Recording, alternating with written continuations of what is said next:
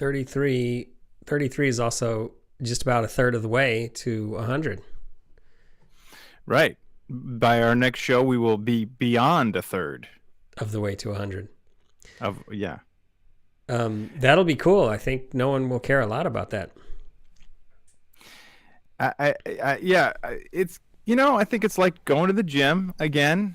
It's like nobody cares, and yet, what happens after doing something 100 times? That's right. It's, Your audio there for a second was sort of, what do you call it when it's overloading? Oh.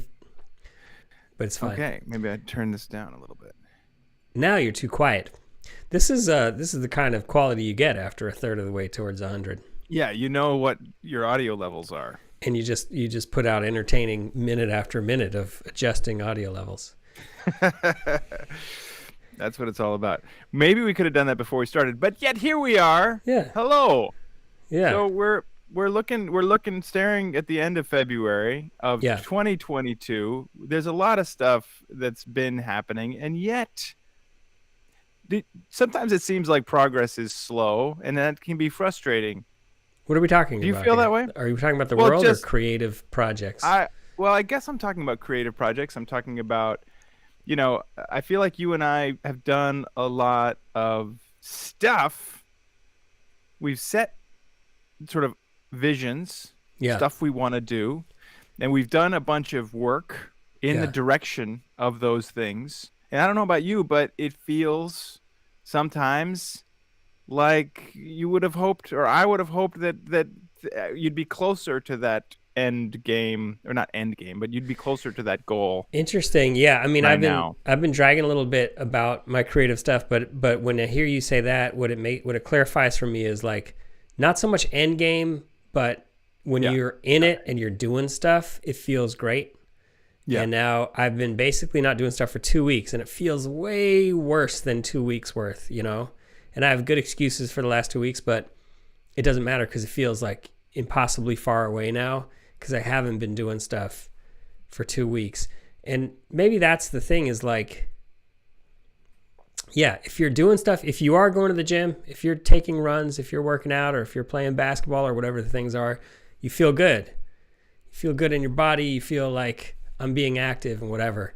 And we start slogging a little bit or eating chips and being like, I don't think I'm going to go running.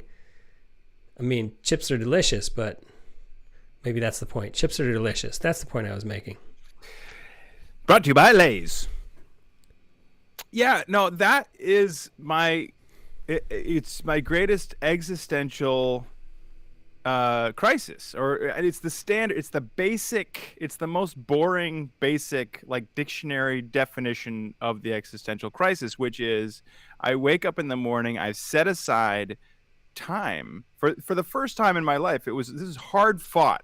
Are you still doing it? Are you still doing your morning rituals? So I was trying to explain it. If you would it's just not stop that simple. Interrupting. This is not a yes or no. This requires a preamble to answer that question. Is there any way your head could be higher up in the frame? Yeah. Maybe I just do this. Yeah. That's too high. Sorry. Go ahead. Now preamble. Way to knock me off my my flow. That was taking a long time, man.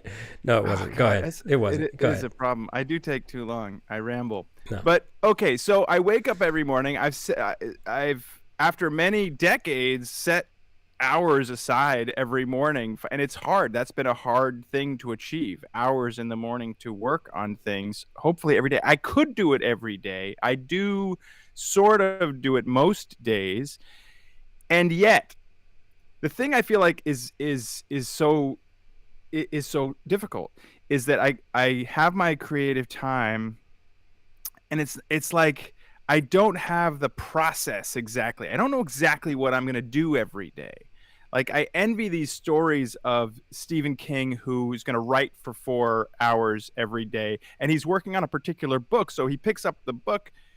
He knows, okay, this is where I left off, and this is where I'm going to keep going. My projects are all amorphous enough that it's hard for me to come down and know, okay, this is what I'm doing. And just like you said, the most satisfying thing is not about ultimately about achieving any goal, but it's just about being in it, doing it. But what gets in the way is not knowing exactly what to do. And I find so many mornings where the not knowing what exactly I'm supposed to be doing right now is what is so painful. You've had times, I think, in the past when you've been like, I'm just going to get up every morning and sing, or I'm going to get up every morning and play and learn these piano songs or whatever it is. And so are you sort of missing one of those purpose directed goals right now? Yeah, I guess it's sort of like a mini goal. Yeah, I mean, I have been thinking that I want to practice singing. I want to get better at that, but there's something about that that's a little. It's not. It doesn't feel like it has an end zone. Like having goals that don't have end, and maybe that's the similar with going to the gym. It's like you go and you just practice, and eventually. But if I had a show coming up, that would be an end zone where I would be practicing certain songs. Would it have felt like an end zone? Like, because I feel like in the past you've been like, I'm getting so much pleasure out of learning songs on the piano. Yeah. And so but it's not exactly an end zone because you're not trying to learn 6 of them to perform them. It's just that you're excited about doing that. So that's the thing that you report to first thing in the morning. You clock in your time card and you report to the piano to learn Cat Stevens or something. Well, I think that did, in subconsciously or consciously, I don't know, but that did imply an end zone because I had a show coming up, and I would be, getting it to a point where I could perform it. I see. Have you ever heard this? Have you ever heard the thing where if you tell your ideas to somebody too early, it can ruin it because you get all the pleasure of telling the thing and then you don't need to do it again? I mean, that totally happens to me. Like I could be practicing something for 6 months. If I play it for one person and it goes well, I kind of feel like I'm done with interesting. that song. You've done your performance. I definitely protect ideas too early, but not necessarily because I feel like I will perform them and then I've arrived, but because I'm too attuned to their reactions and they can make or break me with just like the flicker of an eyebrow. And it's not fair to them, and it's not helpful to my idea. Yeah, but I'm the same way. But if I do something and there's even the flicker of it didn't didn't reach the mountaintop that I was hoping for, then I will feel like it's not done. But if I ever do something and I'm like, man, message was communicated and received, it was just like beep, pure channel. Then it could be a one You're person. done. Yeah. And it's hard for me to get motivated to do it again. Which is interesting because the modern way of sort of recording yourself doing something could be the perfect medium for that because you just get it once. You could try 1,000,000 times. You get it once, and then great. It's out there. Right. Which does work for you or doesn't? It should, hypothetically. But then I think that for some reason, the being by myself and recording, especially if I have video, it's there's enough variables that I'm still not comfortable with that I never I never get it right to my own satisfaction. I was actually just thinking about, I think maybe just in this this mini dip of not being as inspired, I was just thinking about how I was way more out of the creative mix. Maybe a year ago, or I can't remember when it was, but that you were the one that was like, just get up every morning and go down and play something on the piano, just to try to get yourself in a creative mode. And actually, I was just telling a friend, I was talking to a friend, I was telling him about this show and some of the other stuff I'm trying now, and he went to my website and he's like, whoa, you're doing all this stuff. And it was even helpful to hear him say that because it can feel like I'm doing nothing.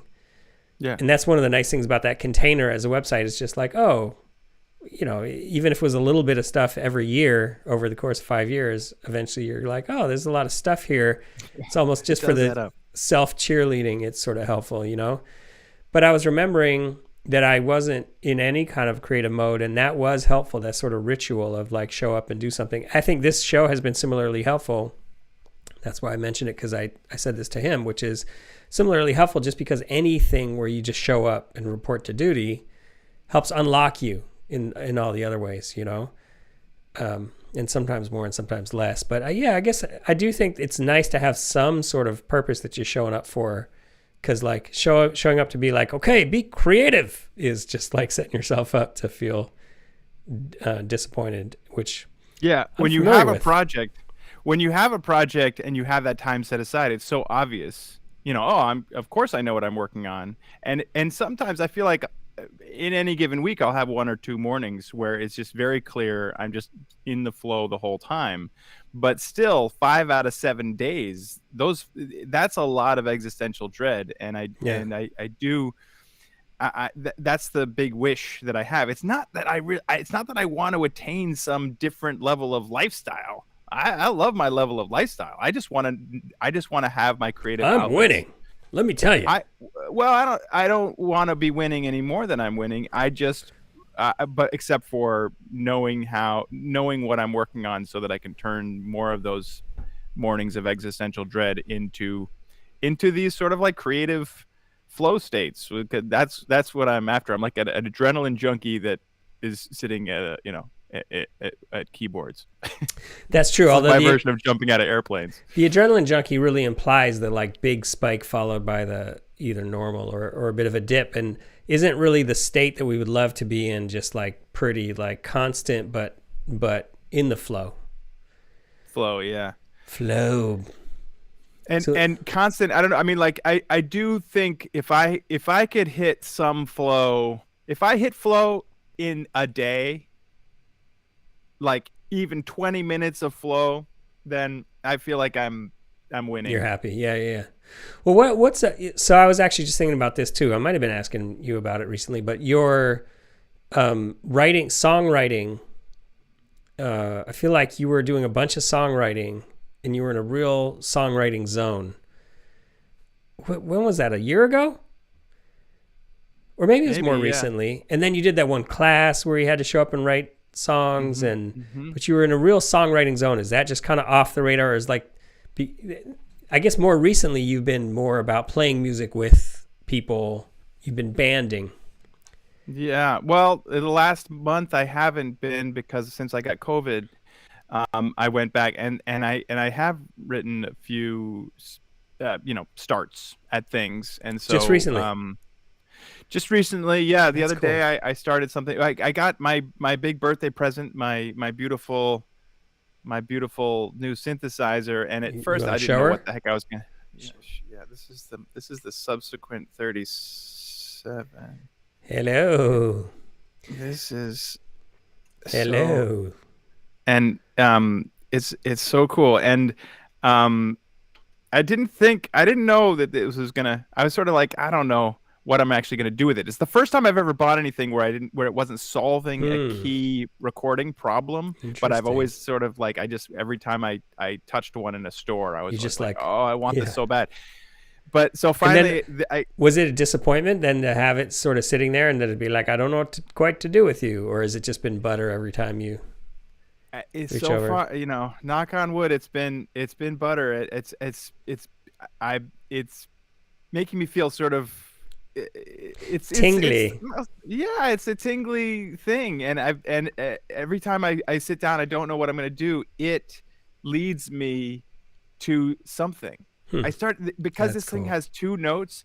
There's this Bach thing that goes do do do do do do do do do, which I was learning, and so I was like, wait a minute, I could do 2 notes, and at any time in that Bach piece, only 2 notes are being played.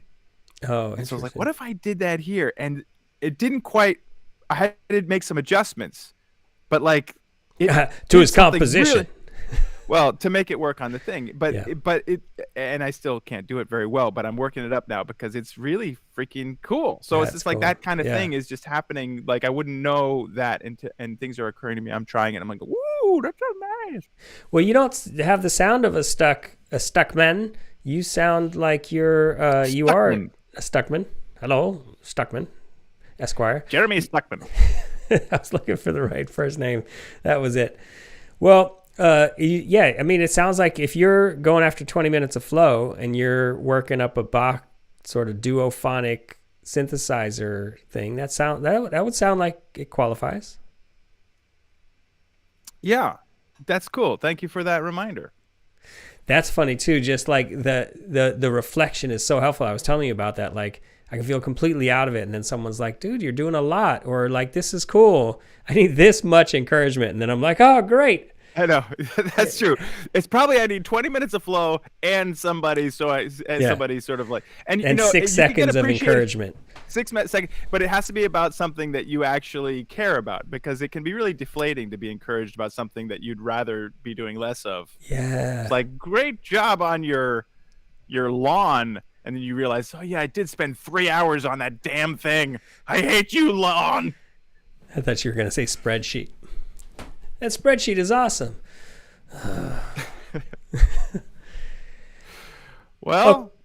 Well, all right then. Very nice. Well, I'm glad. I think the outcome of this is you're in your flow and you're working up. I'm excited to hear your duophonic Bach workup next time. Next time on This Had Better Be Good. And Brock.